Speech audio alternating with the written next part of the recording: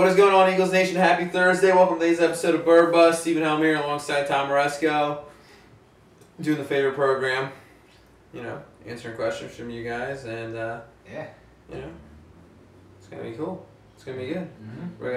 We're gonna answer them away. We're gonna go nuts. We're gonna go nuts. All right, first question. He's already going nuts. He's excited. Spencer, please ask. Well, PLS. Did the draft address enough problem areas in Philly, or should trades and/or signings continue to be explored? I think that the Eagles are going, playing the long game with some of the picks they made. Guys are going to contribute in different ways, but at the end of the day, you got some guys, you got some good players, and hopefully, they can fill needs, but you can't fill every need in one offseason. So, I mean, should they add a couple players? Potentially, but right now, as the roster stands, they're in a pretty good position, and they can make something work with the roster they have now. Now, will they look to improve through player acquisitions and things? There's potential there, but we'll have to wait and see. Then we'll get a running back. I'm telling you that. I believe so too. And Jason Kelce will not be a starting center this year. Well, that's up for fact. That's it's not a debate. It's not a debate. That's a fact. Let's just see Alshon what Jeffrey happens. to the Eagles backed. Yeah. You heard it here first. You heard it. He did have that fact. I had the scoop on it. I'm telling you, I know these things. All right, Lil Chubb 1990 asks, starting corners at the beginning of the year will be.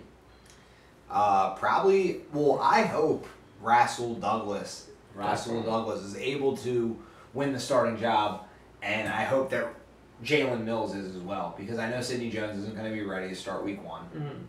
And I know that Patrick Robinson isn't really that great, and I know that Ron Brooks was better. I mean, he wasn't great, but he was somewhat serviceable in the slot, and I know that Patrick Robinson can probably move around. Even Mills can get in there. But I really hope that the guys that get the most playing time are Jalen Mills and Rasul Douglas, because they're they're two or three of the future guys, the young guys, and I think they can bring an energy to this defense and some they're both bigger guys, so they can bring some physicality. They're both 6 foot. Douglas is 6'2", so they're pretty big guys that don't back down. They have good attitude, good edge, and I like what I see. And even if they get beat, I want them to get those experiences. So. Yeah, that's what I think it's going to be too. Jason Arcdeacon 99 asks, who will have the best stats between the 4 young QBs? Dak, Wentz, Winston, and Mariota. Oh. Also, do you think Goff will have a bounce back year? Let's start with Goff. I think that Goff should progress. I mean, he's not terrible, but he's not. He was just, you don't really know what he is, to be honest. He didn't. He got in there midway through the season or something. So, I think that they brought him along, and he had a couple nice plays and things like that. So we'll just have to see about Goff. I'm not going to doubt him. Don't really know what he is yet. It's unfair to doubt him. So, then the other quarterbacks, Dak, Wentz, Winston, Mariota. Mm-hmm. Who's going to have the best year, stats wise? Yeah, I say Winston. Winston has crazy weapons. Mariota has crazy weapons. Dak Prescott has crazy weapons. Carson Wentz has some crazy weapons now. Mm-hmm. And I think the one with the most weapons would probably be Jameis Winston, getting Mike Evans, Deshaun Jackson, and O.J. Howard in the draft. Those 3 threats could be very lethal there. Just seeing how they make plays together and things like that and complement each other. But I think that all 4 quarterbacks have a great offense to be in right now, and I think that all of them are going to have pretty good years, and they're some of the best young quarterbacks in the NFL. So we'll have to see who comes out on top. You obviously know I want to say Wentz and don't want to say Dak, but you never know.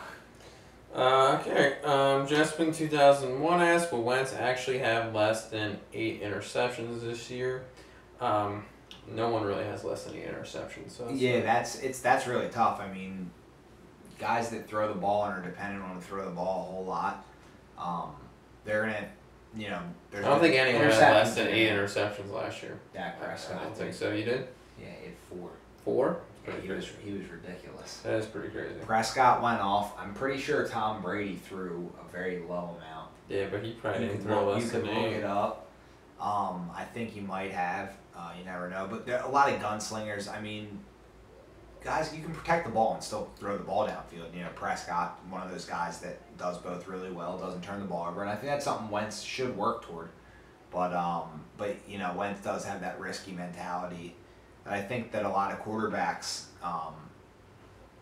in this day and age are more reluctant to have a don't take risks mentality, because I think that there's a lot of quarterbacks out there that like throwing the ball around the field, and they like, you know, going vertical a lot, and especially with Wentz not having the receivers, you know, that were any good last year.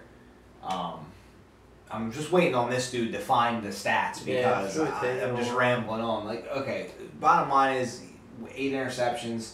Get back to the questions. Whoa. Probably not. He had 2. Who, Tom Brady?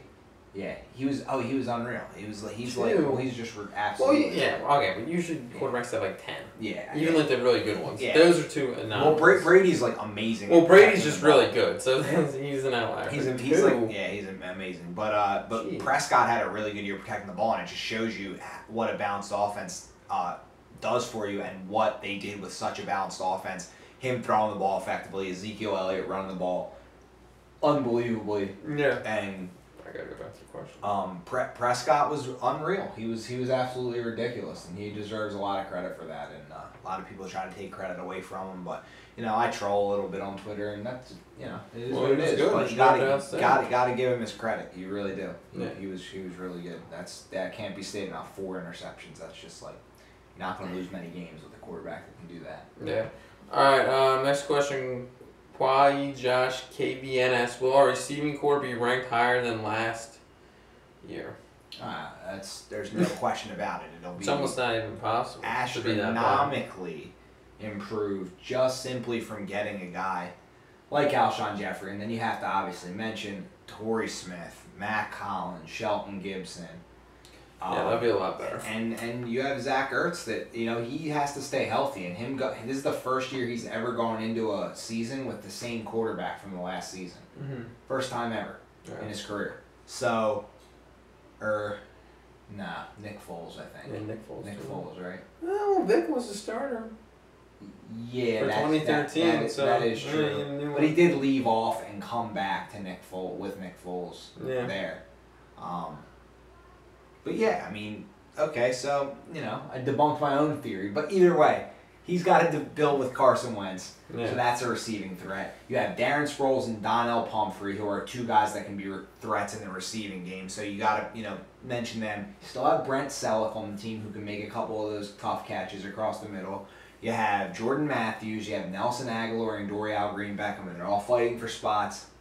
This whole roster together. Yeah. And it's going to be like night and day, I think. I really do think that this competitiveness, and Mike Groh as the receiving coach as well, can't not talk about him when you're talking about the receivers. He runs really competitive camps. They said competition. Kenny Britt actually said that it made him a way better receiver, and he had a phenomenal year. So I like the competition. I like that Alshon has a rapport with the guy, and I like seeing this group together. I really cannot wait to see this group together, how they're going to compete, how they're going to work hard. Yeah. Speaking of receivers, I'm going to give you one little tidbit. Did you see that Shelton Gibson was at, 2 nights ago, was at a high school in Cleveland, Ohio at 10:26 p.m. The Instagram picture it was like on his Instagram story. Yeah. And like it was like a video, and it was like him going down, and he had like cleats on, and it was like in the dark pretty much, and it was like he was like on a field at like some high school at 10:30 at night, just like working on like. There you go. I like that kind of stuff, and like, you know, a lot of fans will tell you it doesn't matter, and Jordan Matthews did this, and they, you know, showed his workouts, and he didn't have a great year, but just to see a guy working that hard, it's cool. So what, Jordan Matthews? Like, who cares? It's a new guy, and it's Shelton Gibson, and he's working hard to, you know, bring some competitiveness to this camp, and it's awesome. It's awesome to see. These young guys. They're going to be pushing the guys that have been disappointments, and maybe that'll spark a fire. Yeah. I think it will too. I mean, those guys got to do something. They got to get it together. They're not going to be here next year. Yeah. They wouldn't be on NFL. They wouldn't even be on NFL rosters if the Eagles weren't so bad last year. Yeah, At receiver. Yeah, Nelson Aguilar, all those guys, they're playing for jobs. They're playing for extensions, not only here but anywhere. So they gotta. If they want to be NFL players, they gotta step up. Yeah. Okay, I guess this is some drama. JBrad13 is, why is Rigo's son 51 the worst Cowboys fan account on Twitter? Oh man, Is that a guy? That's a guy you argue with, I guess. Yeah, that's one of the good Cowboys guys on there, and like I said earlier, I trolled about Dak Prescott and say he's not good or product of the team or whatever, and I've given Dak his props and told him, but he's one of the guys on there. He's from out here. He was actually gonna come over and we were gonna go to Buffalo Wild Wings for that Eagles Dallas game, but I'm glad I didn't do that first time ever meeting him, and he's from out in California, and we were planning on doing that. I was gonna have him come over and watch the game with us, or go out, like I said, and I'm glad the way that ended. I honestly might have just went nuts, and I might have cried. So I grown man cry. Grown man might have cried. Oh no, when they lost, I didn't. But if he was there, the way it happened, I would have been just so upset that I couldn't just be yeah, and I was still upset that I couldn't. So we got to get him back. So maybe we'll catch a game with the guy. J. Brad, it's all love with me and Rigo. We're just having a good, healthy debate over the team, and we both represent the rivalry on our side. So it's all good. He's a good dude. So I don't want to. He's a Cowboys fan. I don't. Just a Cowboys fan. I'm gonna watch a basketball game with him. I'm not watching an Eagles game with him. Yeah, I'd watch an Eagles Niners game with him. So when we win, I can just be that's a win. They're bad. Yeah, the Niners have the worst quarterback situation of all time right now. So next question. Yeah, Rigo at whatever. That is all the questions. Oh, that's We're done. We're done with all the questions. So moral of the story: when you see Twitter beef, just ignore it because the guys are not. Yeah, just ignore it. Just ignore it. We're just best friends.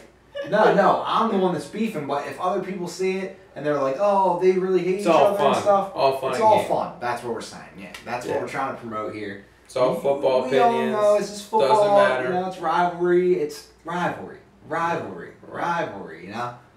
Always Sunny in Philadelphia, a little chant there, the rivalry chant from the gang reignites the rivalry. And that's all I ever do is I reignite the rivalry and I just try to keep it strong and alive. The rivalry. Yeah. So we're trying to get some wins this year, and obviously we want to win some games. We're gonna go 4-0 in the preseason again. Got to. But the questions are thin right now because there's really not much going on. So rookie minicamp starting up, and I can't wait to see these guys get their numbers finally, so I can get maybe a Sidney Jones jersey or something. But who knows? I know this guy's got a Rasul Douglas. No, I'm not buying another jersey. After Sam Bradford left, there was no point. Well, Rasul Douglas. Well, maybe I'll get my favorite player, Vinny Curry.